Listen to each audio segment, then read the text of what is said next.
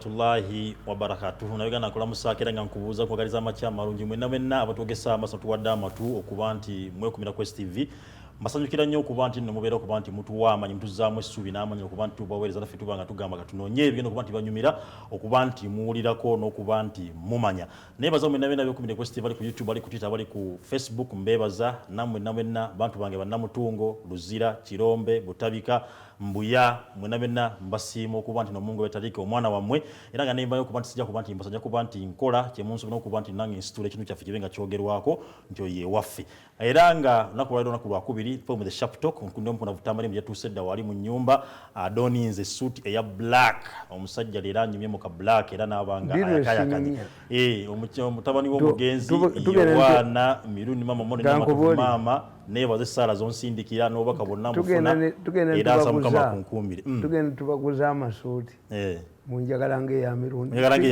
tigazizimu ekikulu si boyina figure nga ekikwasa olubuto lulyeno ngokanti ojja kunyumira ekikulu si suuti ekikulu figa gokanjagala ya Mirundi nga yanyumye figure ezaffe bwe twambala olulagala oba essanja era munyuma weewaawo ne tugenda mu blender mwenye Abaganda bakola bwe bati Abaganda bwe baba bakomaga bayina ensaamo ekomaga n'ensaamo enaza okunaza kitegeeza nti luli kikubye olubugo lutuuse manya tulinamu n'olubugo olufumbo olwa kimote kakati ne bwogenda mu blender tugamba nti tebankozeeko gwate walwawo nnyo balina okutuusa kati ffe banaza bunaza kusiimulako bafugako nfuufu nti engatto kati ng'ezaffe abatambulira mu mmotoka oyozaako ki yetageza nakwoza omusajja evudde mu kito singa ekyo mu economics tukiyita consumer surplus nti engatto ng'eyange naalibadde nkuwa sente entono erinnya ddi mu bisooto kakati tiwali gikubidde sente ezo omunene mu takisi yalibadde asasula ebifo bibiri lwaki yamalawo space kati ekyo mu economics tukiyita consumer surplus ti when you are thirsty you are willing to buy a glass of water or juice at a higher price. But because the price is fixed, you don't understand that you have saved. That's what we call consumer surplus. Mzee Tamale lero njatutunulire ensonga zijja kubanga 2-3 esooka human rights ey'okubya tutunulire amagye gaffe UPDF bakuza tarehe 6 yoso njatutunulire ensonga y'okuba nti no eya human organs yokuba nti ensonga nayo kutte wansi ne waggulu kale njatulire ensonga ezo 3 olwaleero tuba tudiscuss ensonga ya organism bagikola bubi why they believed in silencing the local media. Two, they have this practice of buying everybody. Kati bo batwala element yeyo basooka ne babalirako millions of dollars ate kati sente zigenze empitirivu ziyalake bazibba mu gavumenti kubanga bali abasajja kye baakola bwe baamala obbaliako millions of dollars asatu jule ne bagigoba ne bagoba ne balooya baabwe kati they have hired a group of lobbyists baguddemu naye nze mbabuulira one, what do you want to achieve? The organic case was mishandled. If bangoba nga nannyini nsi okubeera omuka obulamu bwe bwonna alowooza nti ndi mwangu in state house they have no vetting. Government has no vetting. A man like me, I wouldn't have been taken to state house or to government for humiliation. I'm not humiliated, but I'm a mandwa. Even my parents treat me differently. I'm a mandwa. Totally muntu. See the ordinary person. Never was so mukaze mandwa. You treat her differently. Kati obujozi bwa sente kujoga teko mwenda weya kati akamuliko singa gonte bamanyi. When I alerted the country that there were people killing people for organs because they faced two problems. The first group was killing people abroad.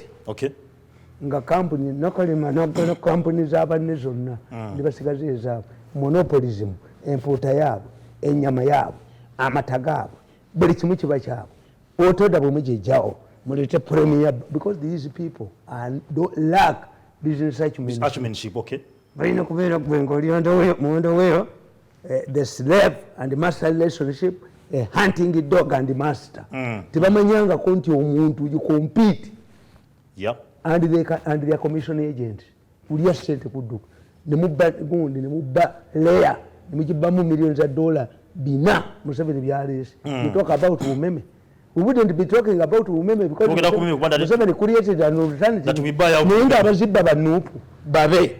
These are his own people who would babysit him. Ati bibabani baduka ne bajoga ensi tibajja gula obululu. You are paying it back. Kakati nkubodde negamba nti basooka kutunda baana bweru. Even Idi Amin you strongly criticize. Enjoyed Kijambi Amin, the pang. Kijambi Amin enjoyed excellent relationship with the Arab countries. Yes. But Amin never took people for slaughter.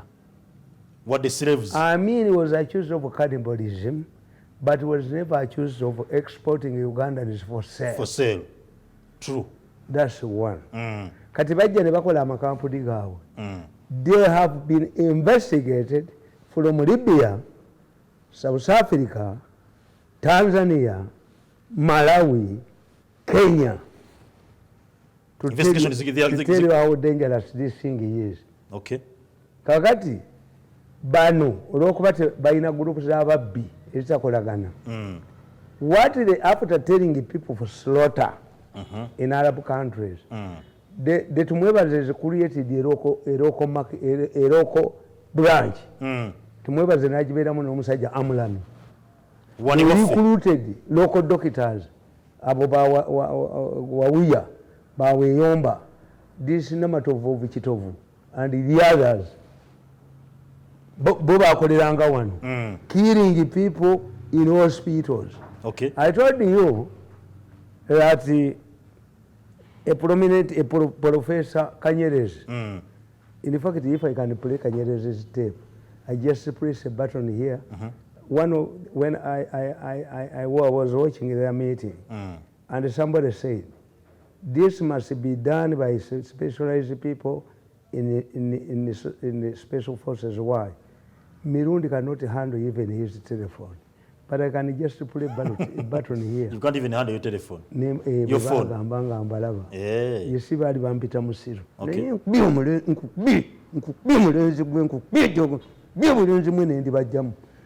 Even now, let me tell you, as I was moving from my home, I know somebody was being summoned by the president to go to Entebbe.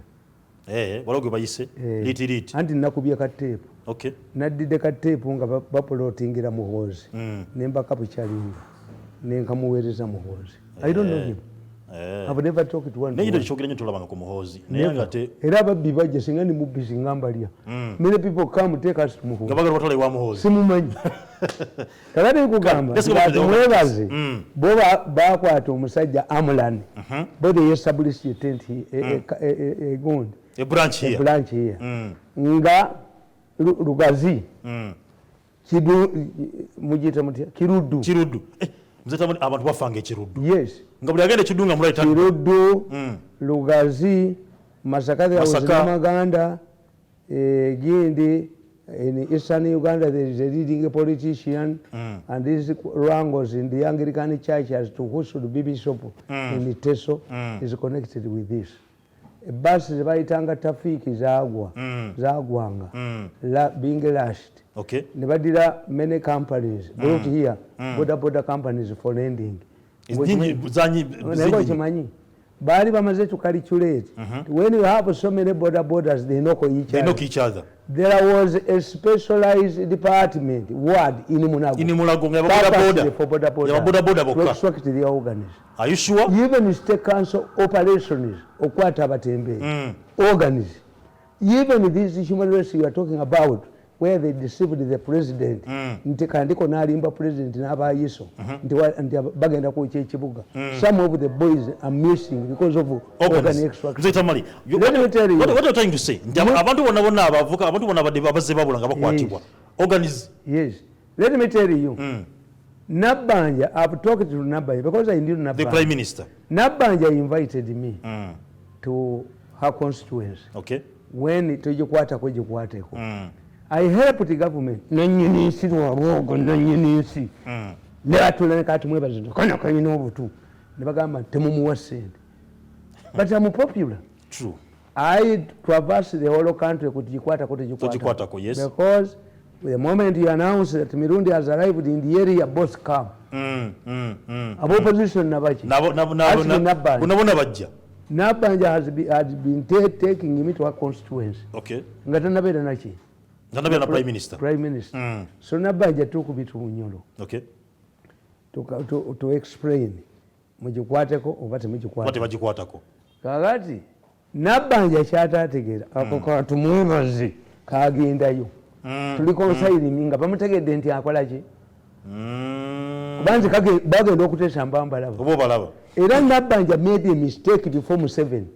Nti sebo obala disi bukulu nnyo we even have a product of ala disi. Nabanja alitamanyi nti tumwebaze yo Museveni amumanyi nti anuka. Because Museveni had summoned tumwebaze. Okay. Namukubira obutambi bwonna. Tumwebaze n'avaayo nga ali disappointed. N'agamba nti this man to hire thugs to kill me was because he saw to that I was nti Museveni tagenda muwa. Museveni yagamba tumwebaze nti if you are after hearing these tapes you go back and inform me whether he should be in cabinet. Nekapapani kaduka kati tumwebaze agamba mulimba nti nze ngenda wa ewaabwe. I'm more popular than tumwebaze. Tumwebaze n'agulaba opponents be bonna n'abamalawo n'oyo gundi nagenda mu constituency ya Nabanja esalagana ya Matiya Kasaija can only be voted by his gods. Matiya Kasaija cannot win olaba tolaba bwe yagula bwe yamuwa omulimu. Era mwesimbyekaawo. Yes. Kakati bo kye baakola they targeted my wife. Okay. One of my wives. The moment you target me, I retaliate. I understand. Nemukwata omusajja Amulan. Nemukwata. Nintandika omulikodinga. By the time they realized that I was monitoring Amulan, this man was arrested in Pakistan, sentenced to 7 years with a fine of $5 million. Amulan was operating here. Here in Uganda. Akawala baali bakayita Nabukeera. Lured my wife. Tuyina empaka zetutunda biki. The moment Kasaya mutrading. Nobagwata. Ngenda okulaba nga oyo omusajja Pakistan. Okay. Nemukwata nenkubayo kagundi. Nga mugamba, somebody said, I squeeze my name and talk. In fact, let me tell you, even the president did not believe in my recordings. Is that organ? It was after I helped Nachobe to survive as silence that Museveni believed in this recording. The recordings, okay. Yali zikiririzanga gama tebiriyo. Yali aga tebiriyo. I'm telling you. Kakati oyamulandi na operating era one. Waliwo former minister nga mwavu nnyo naye abiyingiramu. Ye chairman. Chairman waabwe. Ababatemu. Ne bali recruiting. Wamungamba naye nkyawakana. I can tell you that the chairman recruited Wabuya, Dr. Wabuya and Weyomba at Makerere College Inn. The chairman. I can play both the video and the recordings. Here, I don't need to go home. Okay. Recently, they had a meeting of all the doctors. The doctor of Masaka told them, my business is still booming. I use people from Tanzania. Batula bonna bawawuya baweyomba bonna badokita. This is the wound. Nti erugazi bakulashinganga. Ekyo ekimotoka ekyayo ky'abaana ba boda kyali stage. Walabeka kizemu. Kyali stage managed. Wala bakola sente. A human being is $1 million. $1 million omuntu. I can pray here the Chinese at Nanyanga Hotel wano here kakubye wa China afudde Nanjing. If they are taking organs from dead people, what brings the Chinese here? but tumwebaze babavuna tumwebaze has been testifying on Zoom even on Thursday ate bankola ki But even on Saturday they are going in Thursday mukuba tumwebaze ne group ye yonna ne why is the state quiet on this issue? What anti government bakikola is bubi balowooza baawa abamawulire abamonitor 10 billion kano kamwenda ne kagenda omaani ne kagendawo ne kababba ssente bazibbangana kakati kamwenda bwe kategeera nti abachina babadde millions of dollars 5 ab'omu Nanjing hotel Nanjing let me reveal it today Nanjing hotel was an operation center and the Chinese fled the country with his 2 daughters saying that in China he is close to the Chinese Communist Party and he can be treated differently because in China harvesting or extracting organs that they said is illegal. Wano obiyina ku simu. Yes, the Chinese yabawa send chairman nazibagana ne mwenda ne batazituusa bije bazitutte only here wano sidda kanji njiyita buyisi nejjawa nekuba ku video nemba kubira ne mulaba beating zaabwe zonna media video kweri kakati bo the way they handled the problem balowooza one tibajja kugula jule. This is an international train. Yes, it is international. Amulani departed from Acacia. We have nali mumanyi. Amulani namugamba nti Amulani you are in a hotel room ensawo yo gitadde wano na wano. Amulani panicked. Amulani ne bamugamba batumwebaze. Amulani tumwebaze yamuwa abantu okuva mu ICC to intercept my phone. Okay. Amulani yakaba amaziga nkakukubire dipacha ntekawo dipacha wane byuma ne bijja wano tujjaka kuba kusa. No there is an African with this technology. Are you saying that this man has been following him? Yes.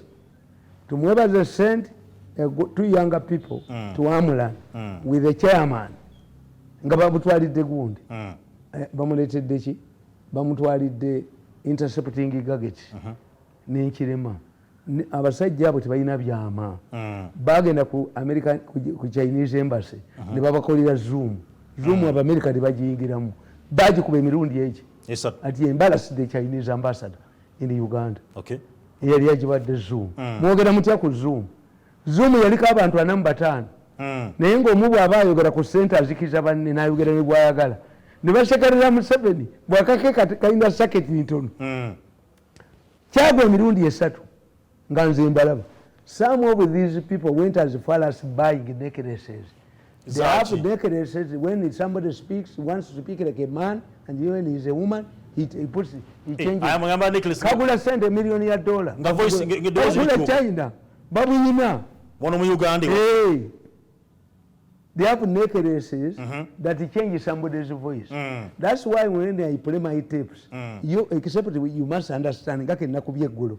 Musoga cannot be chief justice nga bakuba bagemire Tamale Mirundi official kaliko abantu ebitwale eki wenka keberedde ku kumaji nakatadde sawa 3 ezekiro noyo kanka kabamu kwatako lwasonga ayogedde ku kiriniki emu yerekolebwamu ensonga ezo. Yes, kakati olwokuba the whole thing is attractive 63 of our surgeons are indicted.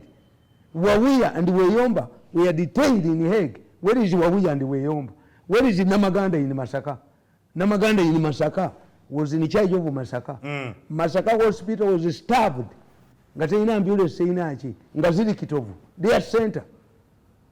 This man, Kaka Gondi, and your Professor Kanyeres came to me to confess. I'm going to die, younger man.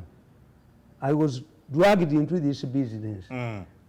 I wanted to come with my son who is a lawyer. Professor Kanyeres Mpanga aliye Mmengo Kojawe. He wanted to come with Mpanga. Okay. But Mpanga feared me. Can I play a tape for the recorded tape from Kanyeres, the confessions of Kanyeres? The chairman went to Kanyeres and Kanyeres told him, young man, I'm going to die. I don't have any future now. Why are you looking for me? I'm going to confess to Mirundi. I'm going to confess. I want to die a killing man. Kakade Chimugamba, Chairman Namugamba. For us, we are young. We still have children. You give me the list. Namaganda in the Kitovu. The man left him a list of medical doctors. Even this police pathologist, the Alwanga is involved. That's why yagenda ku KFM akamonitor. Na yogere mukukubire. Can I play the voice of Alwanga? But to mwana wange Albert. What is strange is that Albert Cook was used, Nsambia Hospital was used, Kitovu was used, these missionary hospitals. Mulago, haha. Chitalo. COVID, nabaganti waliwo COVID omweri magutwale. COVID was also used. When you talk about one of the medical doctors in Mulago who wanted to confess to me was killed. Tamale. Kakati omusango we bwekibanga raketi eyo nene bwetu. Yes. Omukulu yavuddeyo Gundi, leader of opposition, Mpuga, n'atekawo committee. Enonyereze ku nsonga eno. Mpuga is stupid. This thing started in 2014 where I was in Mpuga. Where was in Mpuga? Mpuga, here's what I say. You rather keep quiet. Bali bawulira mu rumors. No. You don't need it to investigate what? You go to ICC in Hague and find out whether there is a trial for Ugandans, including Tumwebaze most of these people are testifying on Zoom. You go to Serena on Thursday, whether you not see big people now testifying on Zoom. When the ICC told them, we are not coming, they had written to them, we are seeking, COVID is rampant. Why? To them with much money. What you don't know now is that they have reached a level. They have used a lot of money. They have hired lobbyists in Europe and everywhere. Now they are arguing that there is yes, we made a mistake. We killed the people, and I'm telling you, they extracted these organs when he was still alive. Yes. Why? If they take these organs from dead people, why should the Chinese be here? The trial of Ugandans that is going on in Serena, which you go to Serena on Thursday, you will see Tumwebaze there on Zoom and another powerful person. Kakati Nkugamba, one of those accused in Uganda, two are Chinese from the center of this organ trade is in Nanying. In China. In China. This was in Nanying, became a center. Nanying here. The owner fled, and his daughters, after paying Mwenda and the chairman $5 million, and the chairman told him, the man said, why don't you go and talk to this man? Amulan came with $1 million, he take it his vehicle. Yasoka nalikera chairman, dole mitwale itan to look for me. Nekabagamba, the man speaks with anger. You angered him. Chairman Namuganti, when you go to that man, he has Kanyamaz, he has Kadogo, he's protected by the president, he has military police. Even this is what they told the Nanyingi man when he gave them $5 million that led to quarrel between Mwenda, the chairman, and the rest. Okay. Mwenda yabaka mitwalija $5. Ne Mwenda tabirimu. Mwenda is not a part of this trade. Today, Mwenda connects. Kasajja kagezi kababuuza when I'm involved in a business, am I a supplier? Am I a middleman? Am I the recipient? Kagana ko kababye mubbi era kati mu meeting tekakyali mu kadduka tekakyabeeramu kati nkubuli agamba they mishandled the case. First of all, they thought that Rwabogo thought that by suffocating me economically, telling people not to give him money, I can play tape here, where he is saying, if I accept Museveni's money, Museveni told them, give this man 3 billion. 3 billion. Put it on his account. Nze ngenda muwe ebyange yankolera naye mwe abasonyiwe. If you want this money to mutegedde mwamugobera kubera lyalowooza mbu muyinza okuntwala mu president's office. It is only a dead dog that is thrown on a jirikiti. I'm not a dead dog. I cannot be an advisor in my life. Kakati ojo Lwabogo agamba ne bwe mukukubira wano. Do you know what Mirundi will do with this money? Erich Mirundi is a nuclear bomb. Kati akwata center aziremera. I want Mirundi to come on his knees. And the Jekos recording is the purpose of the was to get me to denounce it. Sijazikuwa tulizikwata kakuba kubi nkomalewo tayo omuntu omu mulenzi kwotegere nti bana Uganda bakutamu telefoka president nabagambi somebody can teach a dog to laugh but nobody has that power to make Rwaboge president of Uganda. Nze Tamale ngatumaiza ya organs kati nkugamba the organic case was mishandled. For me I have achieved what I wanted. They targeted my wife, I retaliated. Okay. I've never compromised with them. Stake yo pesa ya damu. Stake pesa ya damu. Mwana wange bamuta. Yali azadde balongo. Ne babbomu ne bamuta. Naye dokita nkunoonya kyadduka naye nja kitta. There are times when I believe kange nembulonja pusalu batiku. There are times mutya mutya mwana wange musalu batiku. Alubatiku ko yaba Christians. Nsambya yebadde wayo bugundi. Sambya hospital yebadde wayo buno bwa yero. Luwaga mwebali. Kirudu notorious. Lugazi notorious. Masaka Kitovu hospital. Dr. Namaganda. I have this regarding Kugam. For me, I have achieved. What do you want to achieve in life? One, the business is totally grounded. Do you see at one time 18 women were dying during the delivery. Bachafa. Do you see these buses, Tawifiki buses, knocking each other in eastern Uganda? What is the remnants of the organ fight is the fight between in the Anglican Church as to should be Bishop of Soroti. Your organic case. Organic case now. Yes, there is a doctor with a lot of money who has been involving himself. He wants to control. The other man is not part. Kakati yakulele omubya wa organism. Yagula Bishop's College. Eronda ba bishops.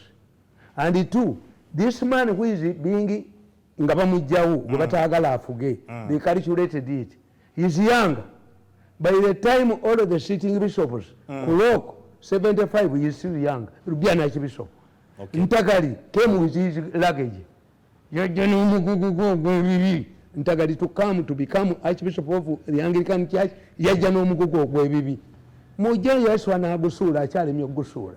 This is why kanuka kurubya kakuba gundi kakuba namirembe diocese kakuba Luwalira. Luwalira is not part of the game. Luwalira tabirimu. Okay. Omunyo gwenso gusigadde mu Anglican Church is Luwalira. Yalino kumanya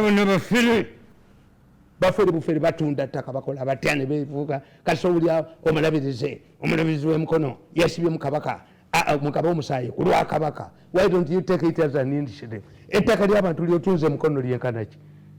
So you see, n'Anglican Church yennyini Church House teyali yaabo, yali yatumwebaza and others. Kyova yatumwebaza yagende ewa Archbishop w'ekkanisa n'amuwa tractors gundi n'alonda Nankabirwa, who is troubled, who stinks like a Malwa toilet, Namugamba ye representative amunonyeze sente. This is what exposes Kazimba. Mzee Tamale. Organic casing eri the trade kakati nabagamba. Mzee Tamasoko njaludde muka. Yes. Buchibanga trade eyo weri. Food nakuzino abana banje bavudde mu Warabu nga bakaba balidwa mu organize. Ana government ya fe chakola ndaga nesiza ba Warabu batwale abana bafa balokolerayo. Mukyala Mukwaya Hajati Mukwaya was a magistrate before he left for the bush. She was replaced by Tumwebazi in the gender ministry. Yes, true. The president received concerns 8 years ago from ICC, Human Rights Commission, what? That in your country there is a cell that kills people. Kills people, okay. As Museveni does, handed the matter to ministers of justice. They removed Yotafire, removed the UPC man, and they fear Bagemeire. You go to Tamale Mirundi office, you see this group sat in Majije. Kajegere. Abasoga badi bane bakutta. Olyogera kajegere gwe. Kajegere. Omuntu yajjanga mu nyumba y'ekiro. I captured all of you. bakube kadaga agende bawe kadaga obutwa kakati nkubulira negamba nti today these are the remnants. One, have decisively reduced the organ supply because the supplier Amulani, the conduit, was arrested in Karachi. Somebody told him to go to Nairobi in his estate. Tumwebaza cannot had an estate in Kenya, he cannot venture there. Poverty is gravity, it brings you back. Tumwebaza will go back to war, obolo obunuka. Tumwebaza will go back to war obunuka. Obolo obunuka. Family yamusinga gange ya obukaga bugoba musayi. Bobali get money can go to back to get money. If you don't money received God through privilege is a ice cream. It merits. Mzee Tamale CID iso bani bali ndo mu nsonge linda nkugamba nti benso bije bakola. One, they would have said we are hearing a madman. Because they tried to remove me from TV and radio stations. They failed. They chased away Mutabazi and replaced him with this Kagalo. They went to YouTube and they hired Charles Onyango Obo to write in the monitor. This is they decided they are tribalistic. They are inside Nimutunori Onyango Obo. You are West. You are West. What his name is about Onyango Obo. Use his name. TMO, Basil Singer.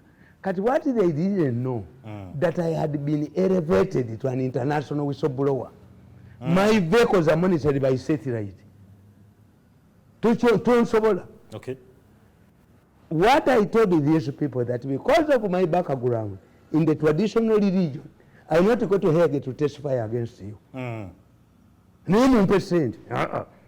Bw'abogo ng'alowooza mbw'ayinza okwenyiga nalinja benyodo nalinyi kukutira ekyankwa nzinzi balisanzewo kamera baliyo devuulyo toyinza kuwenjoga nonjoga omwaka munana balemesa sente zange sezaalawo ezamuwa aziremesa nina kubeera wansi we mwanda weyaze I will hit belly under the belt belly down nenkumalawo nzita kumakya bakutta lwaggulu ejjoogo eryo nerikugwamu nekubera ddala tolifuga ggwanga lino kakati obuzibu bwabwe balina buli busatu. They have lost business. They are lucky that they are getting money from government to buy the gold. They have the YouTube told them, if you want us to silence this platform, this channel, boba ali tebamanyi nti Kalisa yali abayamba, Kalisa yali musuma. President yasasulanga programu yanga talina kyampaga tekama asinika nzinyo. Kati president yaita tumwebaza amuhala singa tumwebaza ajja agamba Kalisa gamba ntukuwabidde bana ine emisango gye Kalisa nabo ne bubba 10 billion nokono entwe kano n'oluso lwako nali Kalisa nga musi Kalisa yali alowooza sitegera niye kuba wali bateyijeneza mu gundi odenga muno ompita ndakoze yali atumye muwanga nali nje kutta Kalisa babye 10 billion zange ngamba Kalisa you listen noyo mwala gundi yaliwo bagala listen what these people ngasinika nzinyo mbu number zo musango abye 10 billion zange Kalisa wabba 10 billion zange n'aba abana kakati today yes they are trapped. One, the case has reached the dangerous stage. Yes. Museveni has created trouble for them. Wow. They must travel to Hague. Kasa yagameti egwanga ali good. Era kana akakozi bakolanzi mu new vision nga kayinda bye kwogerako ka government. Kati baagala okuleeta etteeka erya organ mbu donation as I explained. Nedda babakutte busajja mutembe. Kakati bumaze okutegeera nti one the case is toughening. Nabagamba mu kimwali koze mu babagezi. ICC cannot intervene in a matter that is being investigated by local tribunal. But it seems Museveni was annoyed. Tribunal hajikana everything. Obiuli kirimu, obiamata, wali musajja great mani, obiuli kamu bw'atakuta nabaloga. they are under witchcraft. Oli mulogo. Kano katubali kakajija kali tekalina kye kali ka deputy district kajone kundi kajo kawunya bakawunya olumu nokola hoteli zonna kafuna 5 billion nga tekasasudde tewali asudde mu hoteli yako era notta abantu what type nabaloga they are under the influence of witchcraft. Bali ku spirit batambulirako.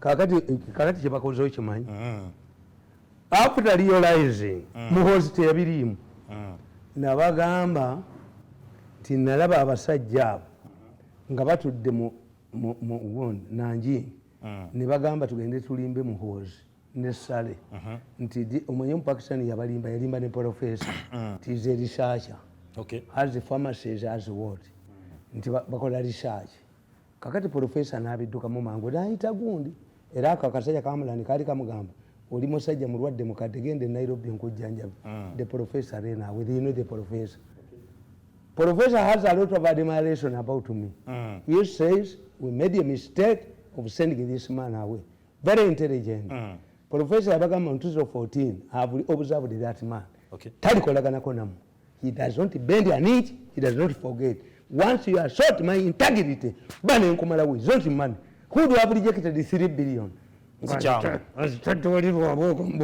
kubera akatambi ngagamba you know what kale obenyukirya mikati era nkumazeewo bidde ddala bwekwese kakati obusajja buno kyebukoze singa gavumenti yatekawo an internal tribunal this is what Museveni helped our soldiers who blundered the Congo in the Congo. Yes, when Museveni to prevent these people from being taken to ICC.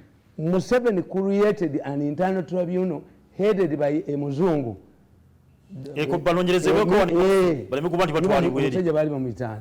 Umuzungu. Museveni created a commission of inquiry under a muzungu judge here. I will remember his name, but people can also send their name. Kakati, a matter that has been handled, that's why. Bano balayira Odinga bagundi bali bagezi bani ba uhuru bwe bamala okutta abantu mu 2007 before they made a government of national unity Layira said let us put up a commission of inquiry to investigate who killed the people abali basa abantu bali babiri Uhuru yali ayina munguki killers a killer squad to protect the Kukuyos in the Rift Valley. Nga Ruto ayina jesi la muzeeyi eya Moyi naye yatta abantu kakati bwe bateekawo omulamuzi Waki Kibaki yali tafaayo as long as I'm recognized as the president nga Uhuru ye nga yerayira atunulidde kalulu kaddako 2007 2012 naade baleeta omulamuzi retired judge alinga Kanyahamba when the judge investigated he brought a red envelope ngerimu amanya gaba Uhuru nani kandi babagamba batekewo a local tribunal sajja bali bamuyita Kironzo yali misa justice ne bamutta ono omukazi bayita Masakalwa ne bamuwa mu justice bamugoba era nga bano bwe bakola yes bagoba otafire bagoba ono musajja bayo ne bagoba bagomire ne bagoba ni kano nikagenda n'entu yako kutubanika akajiji jajja wako yali ntera hamwe ewa kajiji mwakamala emyaka emeka gye muli ewamu jjajjawo yali ntera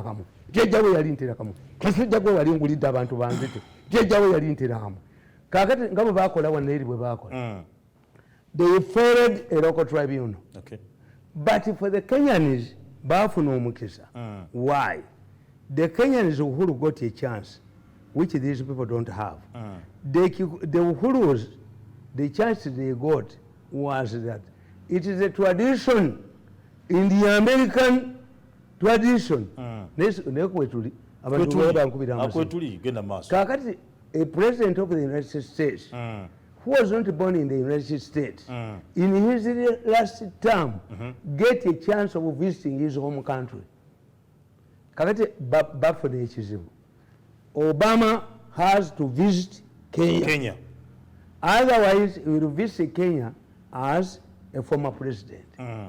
What did they do, the Bazungu? They told Uhuru to go to Hague.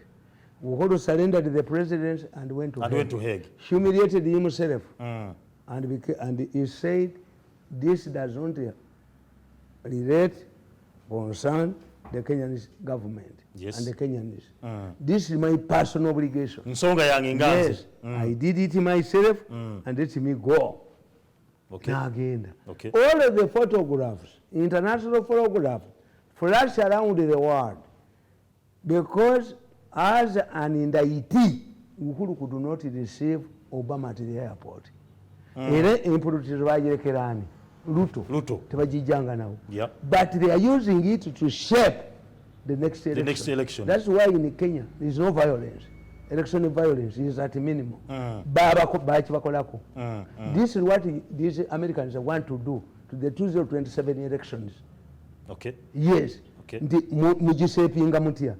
Bana abasa abantu bakandiko abajozi. Kandiko zipole buli muzirako of education. Yakuba omwana wange n'odyuki n'ekisojo n'ekijjana wanne kyereka kye kyamukubi ngende kutta ngende kuba kisajja gwe tekisasula mwenge kikwata abakazi kiwanika kandiko kikubira kandiko simu kaba kuba kisajja gwe okimanyi ekyo ekyajja wanne kyewana mbu kyakubye omwana wange okateera mandu anti gineseza akayo kali bakaliijo. That's what Muziba says.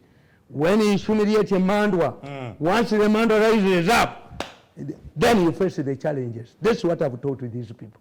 Kati obuzibu bwabwe bali cornered. They are decided not to go to Hague. If you don't go to Hague, they will become fugitives in their own country. They will be prisoners in a prison called Uganda. Therefore, they need a pro-president who cannot surrender them to Hague. Because when you do international relations, international domestic law prevails over international law. Interpol must get clearance from this government to arrest them. Bamutwale nanyinisi nekalo bindise bamutwala duke atoyo kujuliza obumuluma buyitirivu nnyo bwekyajoga yajoga mwatajogero kakati. These are very important people. Ye Lwabogo yali alowooza agenda kufuuka president. He brags around Whereas accumulated nkubuulira Lwabogo will pick forms. Lwabogo is a risk taker. He cannot entrust his wealth to any other person because he has not accumulated his wealth by business acumenship. He must be there. Lwabogo will appear on the ballot. Take him, I bet my money. And that's why he said we must be flamboyant. He was a photographer at Rwakitula with the Museveni, with the Muzungu.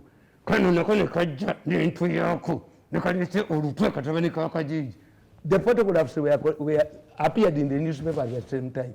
When I heard them, this is a time to demonstrate flamboyance. Dayo sango beba katabani kakaji bakajija akuta azike magumba merere kakati. These are the people what you are seeing as spillovers. The spillover is they have realized that Museveni has surrendered them. What do you? Which means a success of Museveni will maintain the status quo. Kakati tudda ku kino. The situation originates from this. Tumwebaze bagamba yagenda wambabazi n'amugamba I wanted you to be prime minister. Yes, I want to be prime minister. You will be tumwebaze. You will be prime minister in European jail. Kale tova kwa TV tukomoka katono nyumbani today era tukomereko. You will be katikiro. Quest TV abali mtalo wa mayanja abali nusu ati Uganda abali ku Facebook abali ku YouTube mbebazo kuba nti mbaddekera nga mutugoberera era nga nyongero kubajalo kuba nti mbanjiro lwalero ekyokunya kineno ekitibwa Jane Herbal Drink gwe nayagala okuba nti no ofuna eddekende ekyokunya nga kivudde mtija fewane ejawono jinna kabala ngogena konywa enaku zinayo konywa kubanga ko kajjako stress kati nganza ayogera ennyo kakiriyalinga obulago bulungi nnyo ow'amaanyi abo abaagala okumeggana ate si lalukoko tekalimu sikitamiiza n'omugundi majani gaffe gawano n'embi gyaffe ginakabala naawe ayagala okuba nti nogamba nti gwe olina sukaali waliwo kali sugar free osobola okuba nti okafuna nusu 10 lokaloka osobola okugenda mu supermarket zonna zikulinaanye bamaduuka ag'enjawulo kakolebwa Jane HST Limited bali wali Kyabatema Yantonde osobola nti bafuna ku nnamba ez'essimu eri 07 0761 38 20 46 07 61 38 20 46 oba 0705 20 81 48 0705 20 81 48 obere ngofuna ekyokulya kino kikuweeze oberenga oterera bulungi nnyo. The moment you have credibility nakalaze mu program bbiri nga nkanywa ng'okanywa yes naye ne bwe nabadde nina ewange baabututte nekano kakuwa okanywe ogera okutwala nekano kange ono konaviiri omulaba yakolebwa Professor Naziru n'omuvubuka bamuyita Hassan Kyakulaga is a Musoga. When these people came at that time we did not have any remedy to COVID. The professor came, is an advisor. Professor Naziru is an advisor to Congress on zino endwadde zino viruses. Bwe yajja mu Uganda oyo omwana Kyakulaga Musoga yamugamba nti alina PhD. Yoyo gundi wera tugamba Honorable Kadaga nti nti Magola mubbi. Omusajja awandika ebbaluwa mu ministry zonna ezakerisezaani ne National Drug Authority tebaamuyamba. It was Kadaga's initiative to take this man, the professor, to the president, and this is a product. Buli akakwatako yenna akanoonya ko kalungi nnyo nange kubanga ko simazi si kintu bakwata mu ngalo si wala gisi ate kakalirawo and it is mobile kali portable buli soka teka mu nsawo notambula nako Magola namusabi yampa kubamaliza bamawuli mbamanyi baavu ngenda mbugabira gyembeera. That's why none of my people bwe tukola ku program akwatiddwa atakwata okuvi bwe kiri nange wampa ne wakati buli nange wampe wakati ntwala watu munabulina babu lemera ku COVID alemera ku munyolo alemera ku toyi ku flashing alemera kuwa kati everybody kubana baganga kanu kalinga kagolo yes sibi amazzi bino biwala bye bakola this one is a product of Kadaga. Shakespeare yagamba the evils that men do live after them. The evils the good is often interred with their bodies, but this has changed. Shakespeare kati this is a Kadaga project jembaga ngenda na bagamba timutekeke ekifaananyi kya Kadaga kibalume kibadugude kibuli bakone kibadugude kiri bakone omanyi fetina gye bayina buja avaayo ne bankubane yali alowooza gwe kankubuli mwana gwe yanga maani omanyi abanyankole babamanyi nyabingi abanyankole they are Christians. I think Christianity arrived in Ankole early. That's why they use marriage. But for us Baganda, before you do something, you know Omutego is somebody a disagreement that has gone wrong for a long time. Yes. No. But when you want to pay me money, it is okutegula. It's not compensation. It's not reconciliation. Reconciliation means we shall work together. If a woman is interested in a divorce, do you negotiate? You reconcile? No. To bring the same means you are going to reconcile. I will never work with you again. I will work with another government. Reconciliation yaje. You will be kutegula. You will be kutegula. Young man, you will do kutegula. You've made my family suffer, thinking that I will succumb to you. Buli wamu nambo ayavuwalaje sentence it is. Museveni gave them the money. Naziremera. Mukubira akatambi. Kukati ojja kuzitegula butegula. Which could have it does not know anybody's status. Buli ategwana. Bali get money. No very repeated. You remain a human being. You are affected by which could have taken any other person. We are will kutegula in my family.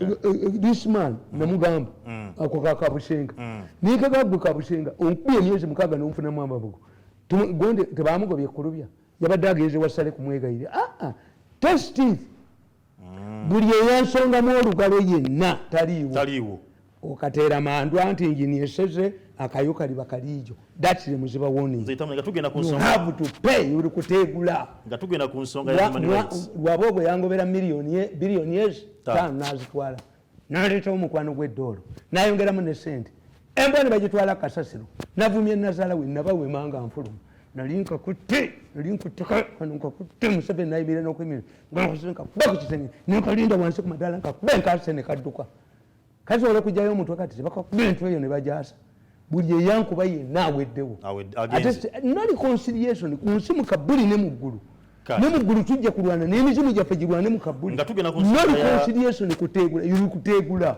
you pay me. Mujja kusaka abusenga mubanja bilioni 10. You will pay. Famu jagitunda. Wajja oyina stock exchange fe wa pike ngova esironko. You go back to Sironko empty handed. Openya abantu no bamalawo. Kambala geko bulenzi. Ngatuge na kunsonga okuba. Ejogo lya muyingizawo. Kulino bwemba mwali mu kwekwe kutaka mwakwe ya kamyu. Mwali nyomwera manyu.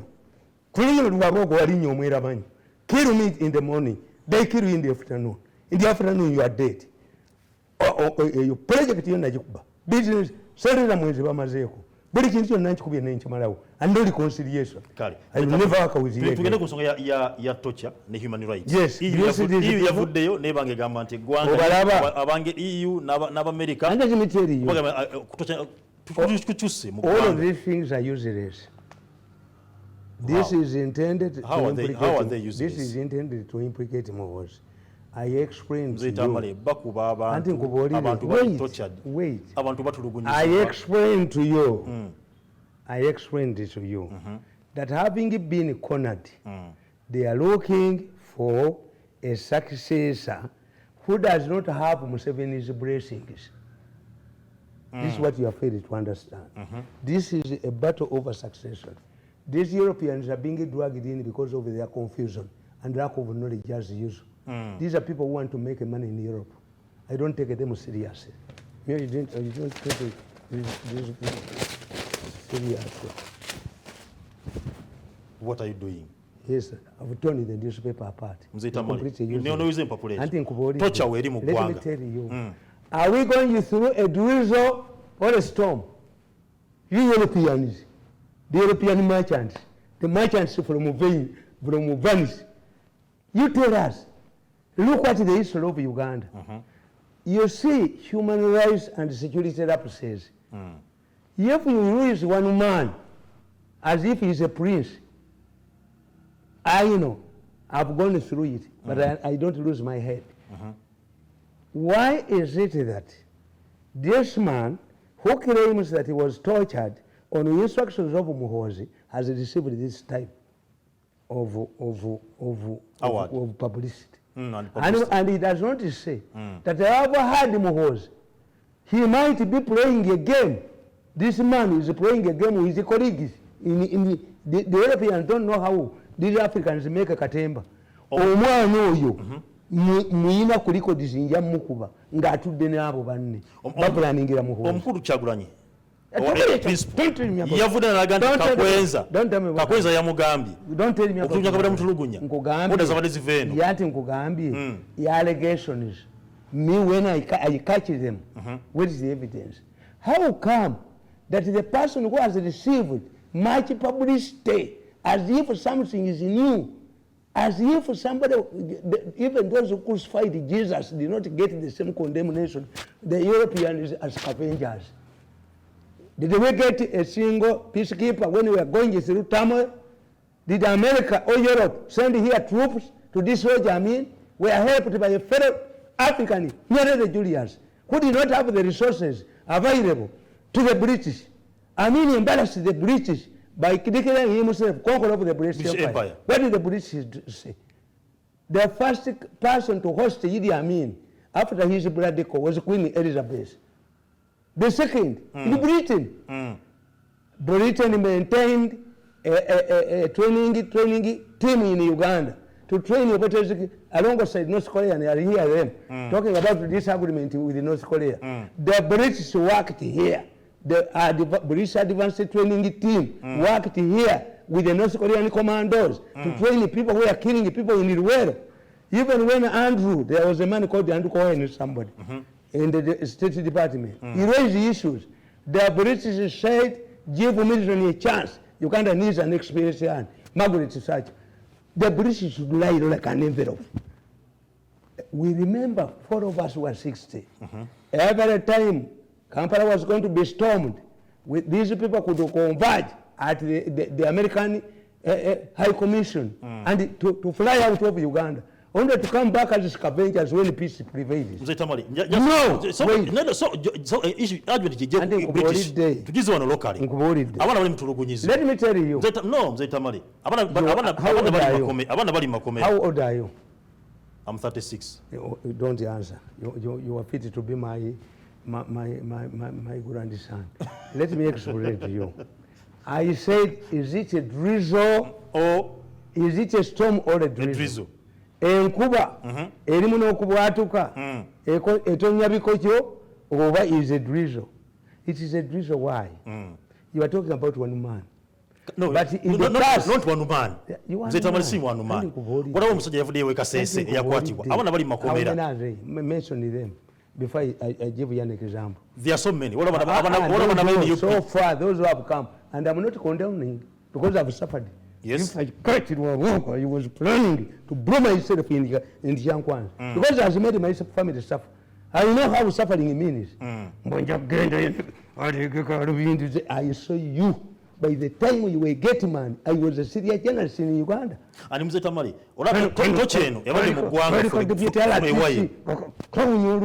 tekayinza kunjoga bino byonna kabijeruddawo watiri kasijewo zijewo akasajja gwe okujja okubba n'okusuma kati nze when I talk about anger, I know anger. You know anger. But let me tell yes. you. Tocha yabadde mu ggwanga for a while. Go on. Why did you call me here? Go on. When UPDF was fighting in Teso, at that time it was NRA. They rounded up almost 100 people and put them in the train wagons at Mukula and suffocated to death. You are now talking about one person because he's being used to undermine. No, not one person. Abana je bali banje bali makomera bali basibiddwa bakubiddwa bayokeddwa labaganda kyali kwa banda fa basiramu ku mulembe gwa kayura babadde wano nga bakubwa. We also got another incident. So Fedemu soldiers, the Baganda soldiers who had joined the NRA, 30 of them were arrested in Western Nile, brought to Rubiri, suffocated in a container. And they died? Under this government. Under this government? This government. When Tinyefunza went to command the operation, when there was a counterintelligence in northern Uganda, he rounded up ministers. Daniel Omala Atuba is still around. Daniel Omala Atuba was still around.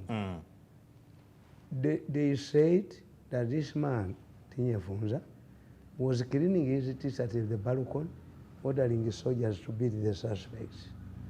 And when he was asked, why did you, the uncles you are talking about, they beat me, I'm laughing. He's a drizzle. He's no longer strong. He said Tinyefunza defended his actions when they were involved with the ministers, Daniel Omala Atubo. He said, I did not have Mpingu in the helicopter, and these are dangerous people. What if these people capture the pilot? I had to subject them to a thorough beating, and we arraigned before court. Okay. Is it now a drizzle, a storm? Tell me. And you see in Uganda, may I laugh at these perpetrators of such crimes. The other day, the powerful Minister of Security, Lieutenant General Tumukunde, landed his helicopter in a rally organized by Imbabas, left it to make a noise, to disperse the gathering, and pick the sacks of money. How did he end? I saw Tumukunde, humbled Tumukunde, seated on a smaller chair when his hand is handicapped by the same government. By the same government. The powerful Kayihura. Yes. Me at times I wonder. Mbabazi, the way he was harassing everybody.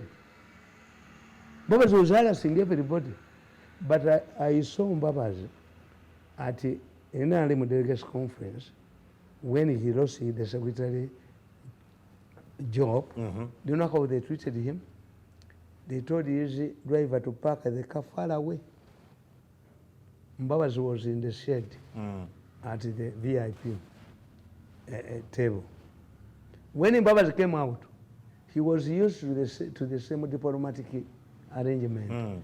Because when he was diplomat, even me, when he asked me, I don't know the number plate of my government vehicle. For my personal vehicles, I cannot tell because they are men. Have a fleet. So I cannot tell. That's why whenever I find an accident involving a Kamunya, I stop. Oba yange. Yes. Okay. Kakati tosobola kutegeera motoka mubala okyali bulungi.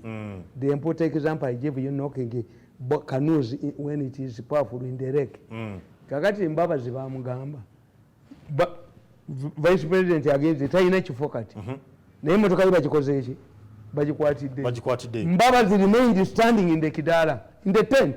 The person who identified Mbabazi was Kibule. Honorable, why are you standing here? Do you know the number plate of your car? No. Do you know the telephone number of your driver so that I ring him? No. No. Mbabazi was saved by his wife. Kibule had to ring his wife. Yes. What about at the international level? Good luck. After losing the Nigerian vote, he spent 4 days, a week, without getting a call. He took the phone to the mechanic. The mechanic told him, no, it is perfect, nobody is ringing you. It happened to Moi. Moi also did not, Moi had planned to remain chairperson of KANU, a ruling KANU, when Uhuru Kenyatta was the president. He constructed a what? A kisawe kyenyonyi, a naloko. Kirimu muddo. Eyali press secretary wa Moi agenda naye. Yagamba ati muzeyi talina mukubira. Margaret Thatcher one time said, I wake up early and wait the chauffeur. When I watch television, I wonder why they have not quoted me. Then he said, I later realized I lost power. Tebabimanyi. At a later stage, I've told these people who dangle money. In Uganda, who do reject 3 billion? I read it and smash your head. How do you arrive that my credibility is worth 3 billion? Did you sell your cows? This is government money. If you believe that I'm entitled to money, another government will give me money. And they use the malice. The Westerners use the malice. They apply the same malice. I'm happy that they are applying the same malice to Muhozi. Mzee Tamale, bogamba tino malice ne ikolebwa ku Muhozi okola tocha weri. Now the second time kati. Abantu opposition nga bava mu parliament, bava mu parliament. Ngabe karagasa ku tocha. Let me tell you. Ine ina bana ku Muhozi. Zinumbura abali both. The people who sponsored Bobi Wine has no party. Bobi Wine has no party. Aina NUP. NUP yani. Nkugambye na kugamba nti Bobi Wine was recruited by mafias in government to help them to get MPs who could not go to Museveni. Mzee Tamale, Bobi Wine mukozi, aina go akolera. Let Bobi Wine deny that he didn't come to me to consult me. Bobi Wine mukozi. The first person they contacted was Radio. Radio refused to play ball, he was killed.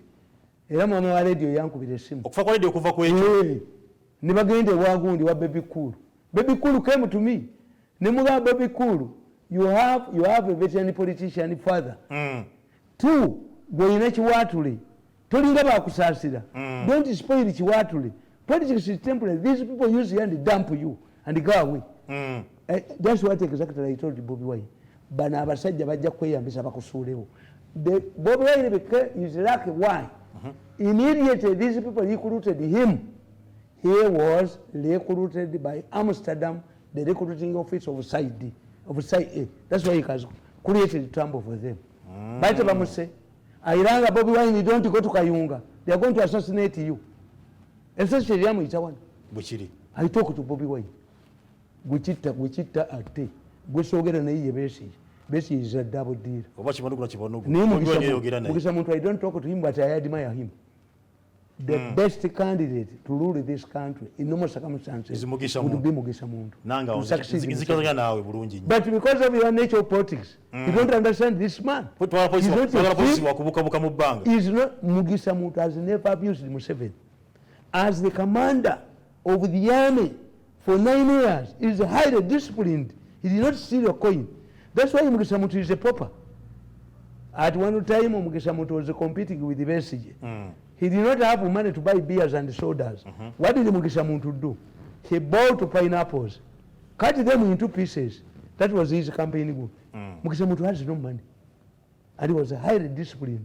By the time the ADF attacked in Pondwe and captured it for 4 days, expecting a plane from Sudan to land in Kasese, Timwebas was in custody, had killed the people in the national park and confiscated their coffee.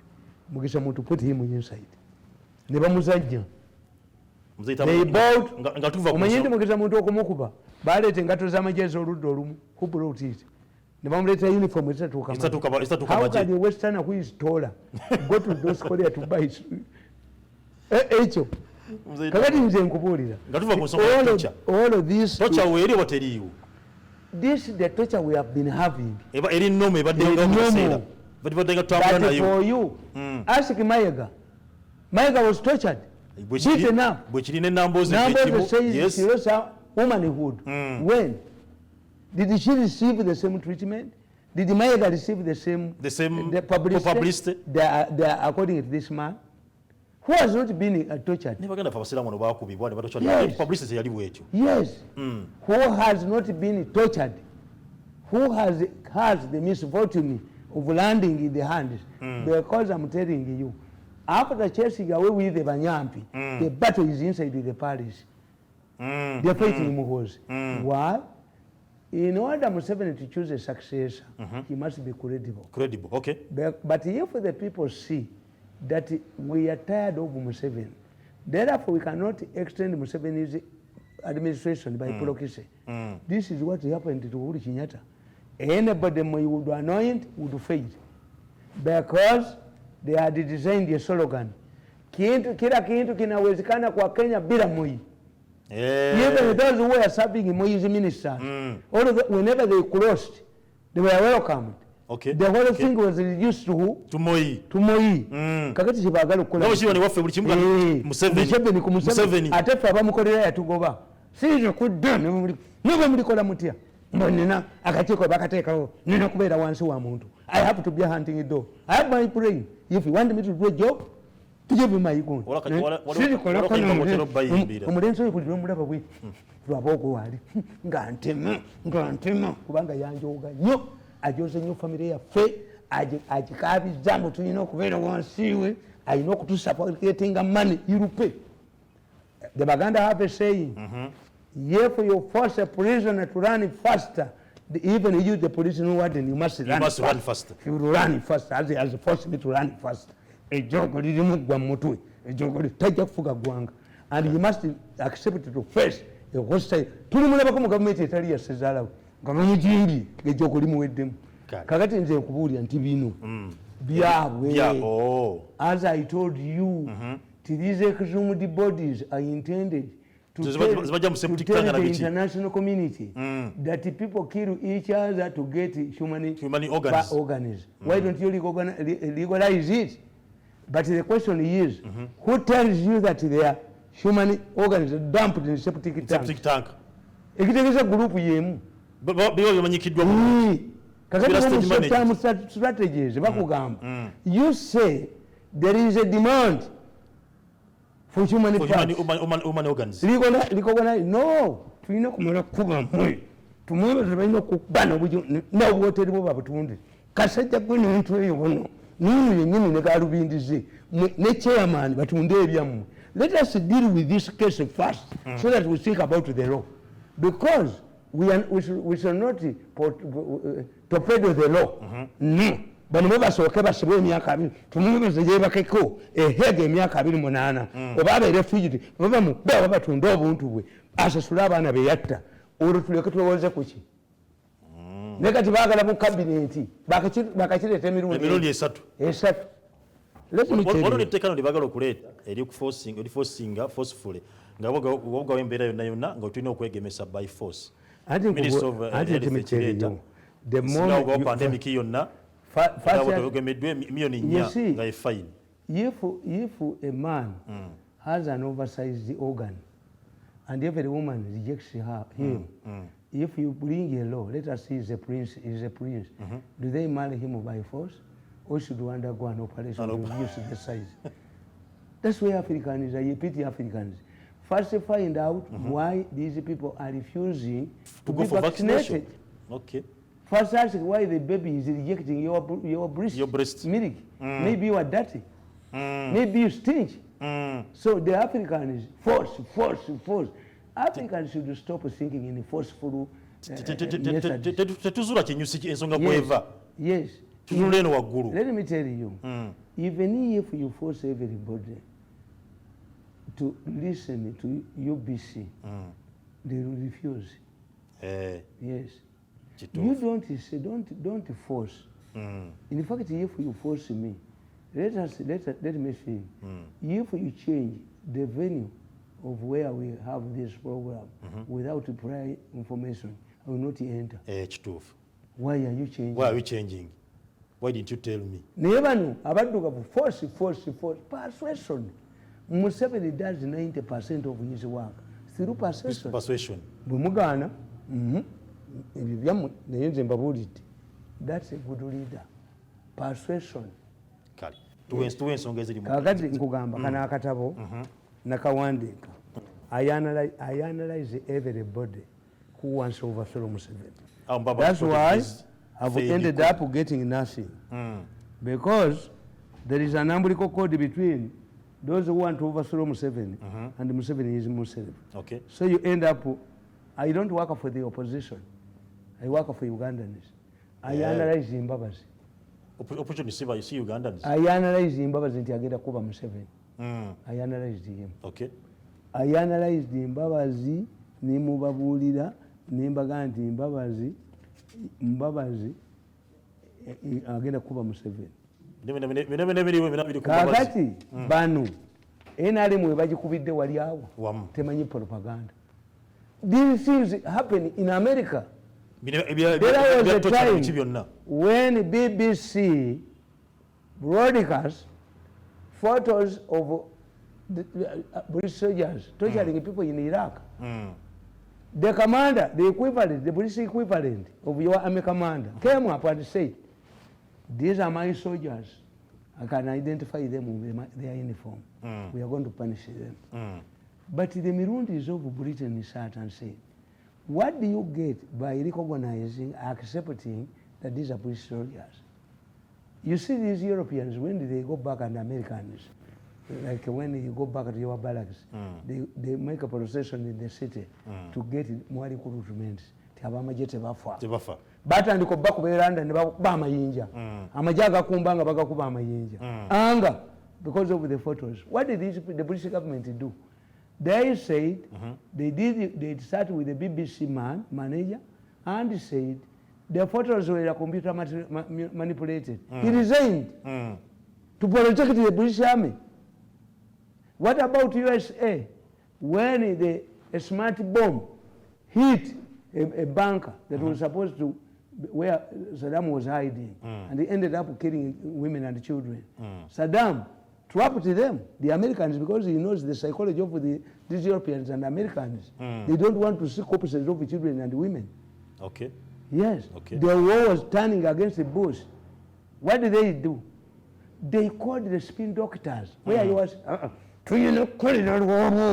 Museveni centers wa mukodomiwe. Mukodomiwe n'atasasula na buledi. N'obuledi bw'omukyalo bumubanja. Ffe tumukolere centers wa mukodomiwe. You continue kuzimu, but you will not use us. Okay. We are brain, we shall not work for nothing. We came to government to get money. One of the definitions of political science is who gets what. Twaje tubasibira bugwa bwangatu. Twaje tubandike detala. Ffe twaje lwaboko yali esente nga ffe tutudde. Kakati mbagamba nti bano tebalina gundi. At one time the Tanzanian parliament investigated and found out that the former president Joseph Mkapa had sold a gold mine to his family. How did they handle the matter? Gold mine yeggwanga. Kibaki yaleeta abasajja bamukolera akalulu. Laira n'agamba nti simanyi bavuddewo Ukraine. Batemu baki. Ne bakuba n'ebyuma ne bawukya ebyuma byali bya nation babaaki.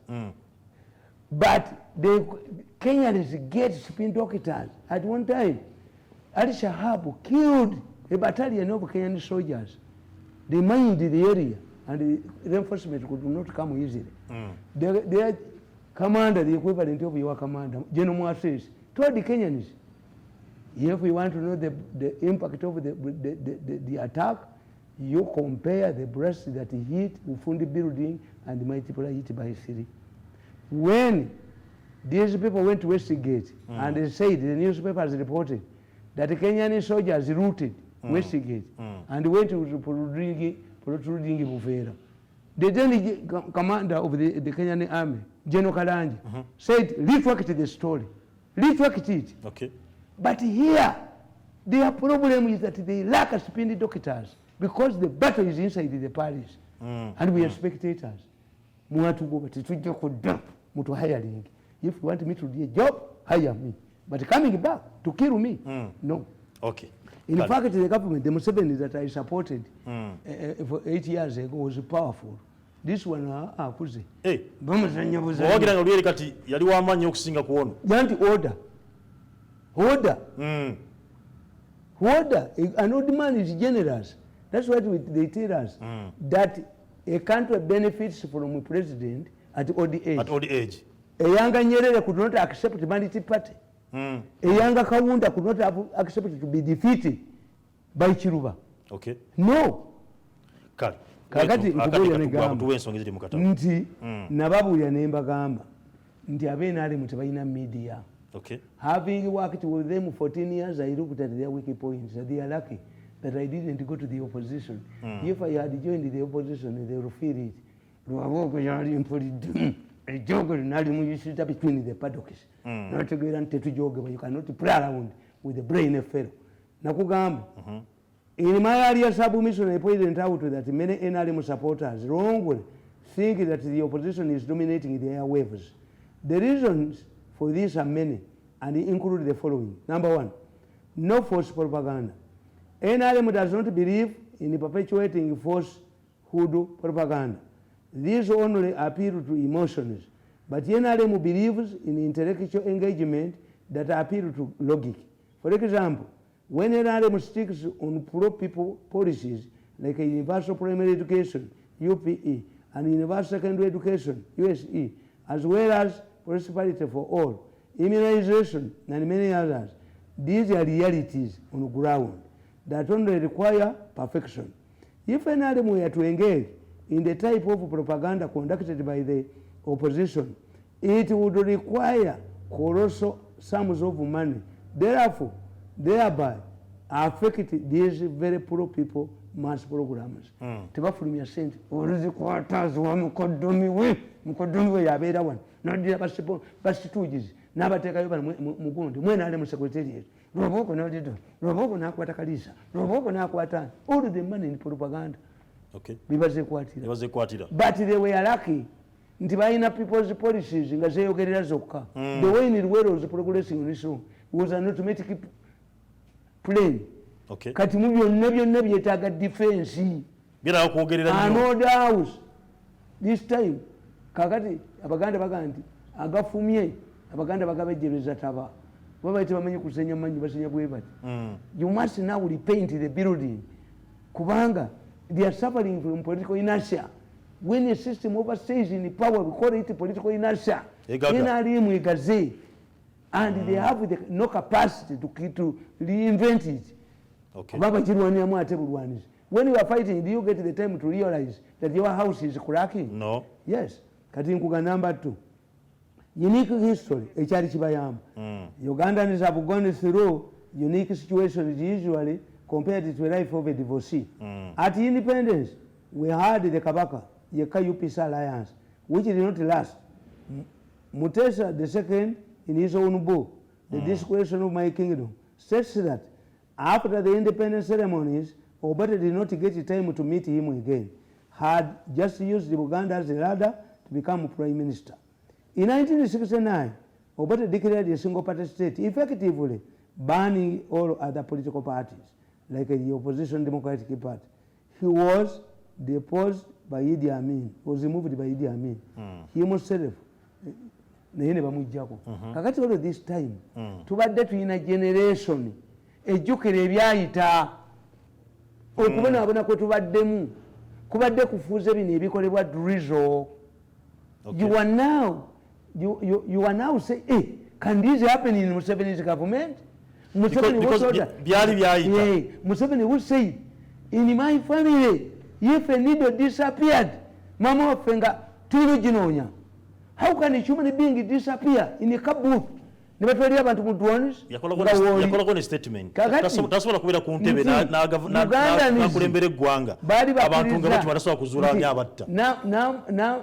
Namave was a dungeon where many soldiers could kill and throw bodies for their leaders to collect it. Museveni had transformed it into an industrial area. Katikita geza bino biwalinga abantu. Omanyi bw'oba kirini obanga obadde oli intelligent nze nagula I have jails in my house. I have 4 families. I have about 80 jails. Empingu. I instructed my children. The moment I started talking rubbish, tie me. Sifuluma. An intelligent Mirundi nti omusajja aweddemu nti kubanga waboka ntaddeko embago nti sikuba masoti. Ejjoogo lyonna besuuti bemotoka bya Mercedes Benz. Ejjoogo lyolimu berwabogo mmalemu obujozi obwo. That's what I do. I have a njekere. Okay. The moment I start talking rubbish, I instructed my children to tie me in njekere. Kakati, this is what they are doing to Museveni. You can easily be scared about a small incident. Nemuze Tamale bino bina byeyogera President Museveni ne General Muhoozi kaliruga temanyi bantu temanyi atulugunya bantu. That's where I disagree with the president. These people bamuzanyidde ku kintu kimu nti bamunda bamunjuye mwenyini. These are people inside the government and who are untouchables. Let me tell you, Kandiho, the ISO director, sat with somebody and decided to deceive Museveni and get him money. You see, Museveni is mean. When you are mean, they know that Museveni is like a blood. It goes where it is needed. Okay. Kakati banyino mubaza. It is mean. Tumujjako tutya sente. Ko muzayi mugumu tata. Amukoledde tamuwa mulimba gwawa. Mulimba okumufuna ko. Era kati bagamba gwe tubuusa Museveni gye tugenda omusajja tumubuusa tumbulire ebyo. Kakati these people sad. Zerekera okubeera omugumu bajja kulimba. Kandiko. Walangirwa kisajja nekikuba omwana ngenda kitta. But kyasa omutwe mpaza ogende nakyo omwanda we.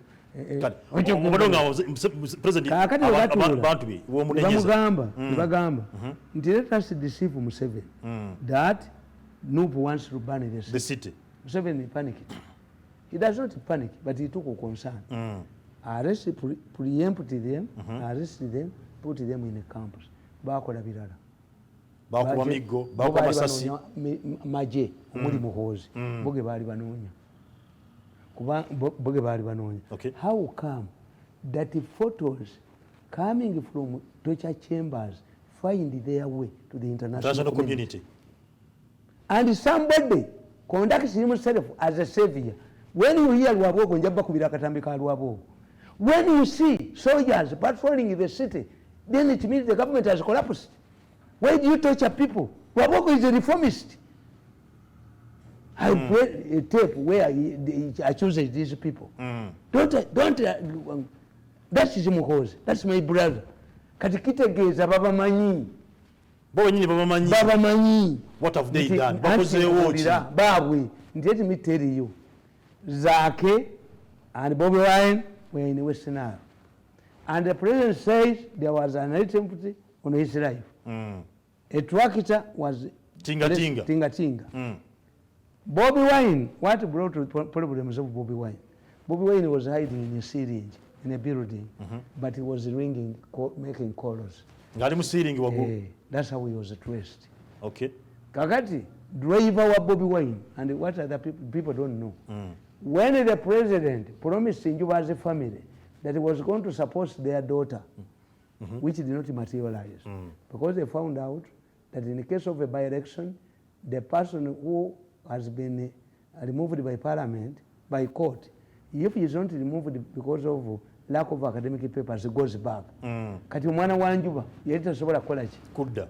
kudda kuyingira ono musajja naye nga the Njubas have a strong hatred and interest wano gyonnina ku lwabwogo okwakwaza famire yaffe n'enjuba yali agiina ku oyo omusajja yabawaabira mu by-election mu election n'abatuusa ne mu East African Court of Appeal. The Njuba family hated him. Yabaavuwala. Kakati Museveni bw'ata omwana teyamuwa na kifo yadde obwala disi. Eventually the girl died of starvation, of frustration. Omwana wa Njuba. The campaign team assembled by Njuba's daughter was surrendered to Bobi Wine. The driver who was killed in West Nile was not Bobi Wine's driver. Had been recruited by the Njuba family to drive Njuba's daughter during the campaign. It tells you how angered they were. And this woman in Njuba is a war heroine. Yalwana mu nsiko. Njuba yalwana mu nsiko. Bakwata tiimu yaabwe nga Museveni tazzeemu kulabika. Ne bagiwa Bobi Wine. Bobi Wine yajja naye inspecting n'amalalo g'abba. Is Njuba a woman who wants to get involved in an affair with a younger man? He was expressing anger like me. Kakati nkubira ne gamba nti ne Bobi Wine enkuba gye baamukubamu ne bamugana okusula nga apangisizza ekiryandongo akawala akalinga empiki bwe kati ne kamugana okusulamu n'asula ku kkubo. Do I get perturbed? It's only because now they were done to people who did not have this type of media that the one have torn apart and continue telling this newspaper monitor apart to express anger. I'm annoyed as a journalist, as a professional journalist, that you reach this level. European Union, what union? Yes. How many times have these Europeans and Americans exerted pressure on Israel and does not hear it? And they give it more money. The question is not to identify one, it should be universal. Who is this man?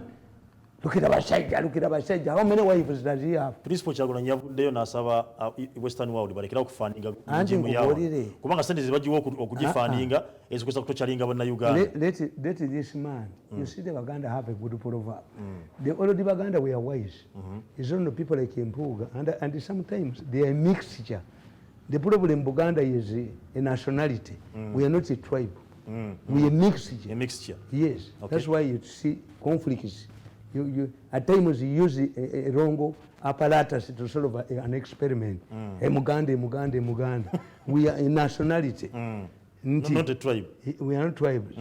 Muganda will tell you, if you reject something, a plant, reject both the leaves and the fruits. Let Bobi Wine and his party stop getting money from government.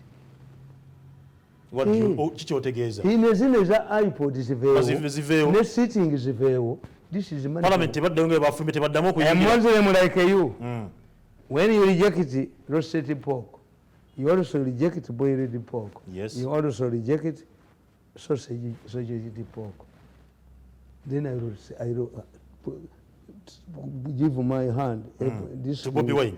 I risk COVID and shake hands openly with Bobi Wine that you are really man. Singa NUP ezira sente zonna eziva mu gavumenti musala baguveeko tebadda mu parliament tebadda mu council iPod sente bazite. And why don't you say the money should be given to us who are credible? Because Museveni is a very cunning man, very strategic. Their districts, the gamblers were in charge of where the people in charge who determine destination, who determine the development, the programs under the opposition. Bwanika is not a government man. Abed. The mayor of Masaka is now a dumping place. It's a dumping, everybody dump until the Masaka people rise up. Baba police, Baba commander, Baba Masaka is becoming a dumping place because the people there never going to Mukazi Florence in the manager share the same names with one of my wife. I know her. She's a mafia agent. She's planted here and there and there and there. I think Mugambi Mumani. Kavani Gwegamba nti this money why do I punish Ugandans? Why don't I say that you pinpoint these people? No, yes. Sirwanyisa government, sirwanyisa Kalugire, nkuba lwagogo yankubye okunyonona lwagogo betujja okufaafagana machaba mutto olweggulo nja kwongera okuba obutambi obulinga ettaka nagaana yali ayagala butambi bwange sijja bumuwa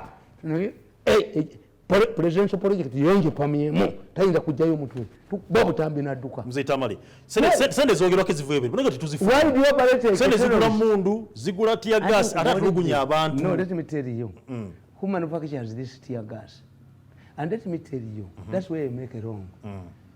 Was this man tortured in a police cell, or they are talking about the same way? And if they are talking about the same way, how would you make the same way man a diplomat? Even Southern Sudan is very past. Kidima chido wawe wacho. Use the banana leaves must go back to the plantation. Southern Sudan etukolere ki? Mugore kandiko kama na awunye. Kandiko should not get here. Why do you take a kandiko when everybody is talking about the same way? Why do you accept why the Sudanese government should accept a stinking man like a kandiko? He should come back. The Baganda have a proverb, a kitiba jidawa wachesani kumrusuku. Go back to the plantation. Akade katuwede ko naye bajja nanyo ko ne ku tare sita amaje wagamba go mu ku supporters ba UPDF wano mu kusiyati Uganda ne UPDF inaku zino kagundi ya editoriate banga bali mu kuba abantu juzi wano leba abantu officer go bakuya masasi UPDF can defend UPDF. Why? As long as UPDF restricts itself its role of defending the country against aggression, that's it. Bakola bulungi. When the terrorists attacked the Ufundi building in Kenya, the Marines came, removed their ambassador Bushnet and left. Kenyans used the BTO and sniffer dogs and guns. And when they contacted the American embassy, they told them the Marines are not prepared for that job. We don't know how to remove debris in collapsing buildings. Call the Israelis, they are experts on this. It took the Israeli team to travel from Tel Aviv to Nairobi for 8 hours when the Americans were after removing. So, UPDF, if you want to send UPDF in administration, first train them. If you want to send them in the police, first train them. And the Uganda say, are you saying that a big bummed woman will be used by every man in town? Because a woman is a big bummed. So you can shoulder everybody. No. Why do you expect the army? What went wrong? It's the same Museveni product. Why has Museveni maintained a good army when the police is rotting? When these people cannot even explain where they spend their circle money. This way it is. I have different families, but all of my children are intelligent. They have come. Where do I have the time to talk to them? So you cannot say, Kato wange wasa si wange. No. In fact, let me tell you, as I was saying, that I'm not seeing a new trend at all. The first lady was once targeted.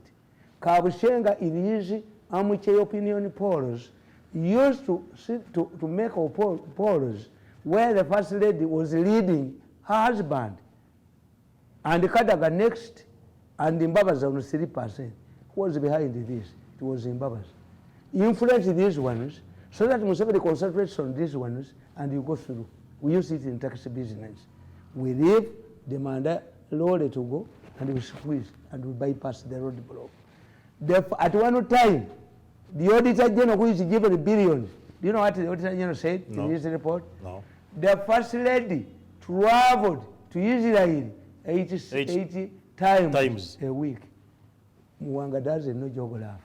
It takes 8 hours from Tel Aviv to Entebbe. Which means the First Lady was not landing, was not refueling. Yaberanga mubanga bwati. Mwanga n'engalabiyo n'essejjembe eyo kyatuddewo. This is a banana republic, as this man said. If you can tell a lie about the first lady, what else? Muhanga. Muhanga yagamba nabbi ettaka.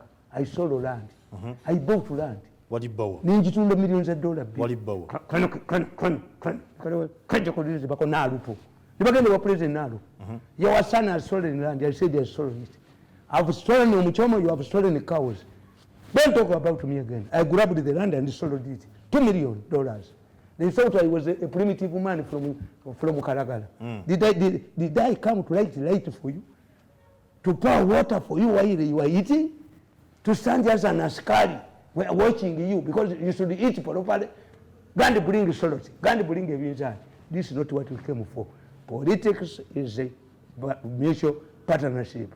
Politics is based on respect, mutual respect, partnership, and sharing. Politics kuli. Tuwanga tugenda. Kale. Sikina kubanga sukaona ngina kubambere. Tuli kola mu government etali mu lwabwoka ajoga abantu. Tuli mulabako tumusabira tumulabeko mu government etali yasezaalawe. Ngaba mujimbye. Muli kola mu government ya. Tuli kola mu government etali mu lwabwogo. Ajoga abantu. Ya Bobby Wine. Bwetali ba mu lwabwogo tulikolamu. Weewaawo. Nebaza mwena bali tukubira Quest TV mba. Omuloga akugoba ku kyalo. Zombere nga mbera munyi. N'omupya agoba ku kyalo nga kama abankumire mutukwaro nakuja kubalwa Sunday program ijja kuba embuga nga twogera okuba tukona ku nsonga eziri mu Uganda n'ebizibu bimwe byonna era nga olunaku olwo Sunday ijja kutunulira abantu be Kagembe ijja kutunya ensonga ya namwe bena buli mwanyi weddire Fumbe ensonga y'omukulu w'ekika ky'Effumbe omukulu Masimbi ijja kutuzireeta nazo muzitegeere ku Sunday. Masimbi wa kika. Ow'Effumbe. Nosimbi. Y'Effumbe nga babbajo n'ejjeje wannabagereka n'ekitewe babbanga ettaka. Era nsonga ttaka. Kitawe wannabaleka ne wannabagereka akyonyesezza abantu ekasubi awo. Egwa n'ekisubi. Waliwo n'ensonga. Ejjejawe yali mubbi wa ttaka n'ekitawe abadde mubbi wa ttaka. Waliwo n'ensonga. N'abagereka mu kifo ky'ogenda mu Buganda Land Board yayita Nakalema Abakanga. Waliwo n'ensonga era ziri awo obuswawo. Ziri awo obuswawo era nazo. Era ziri mbona ziri mu Nabagereka. Yaleka institution eyiye n'akimana kanga baana Museveni n'akuba kanga baana n'amugjawo. Assalamu alaikum warahmatullahi wabarakatuh.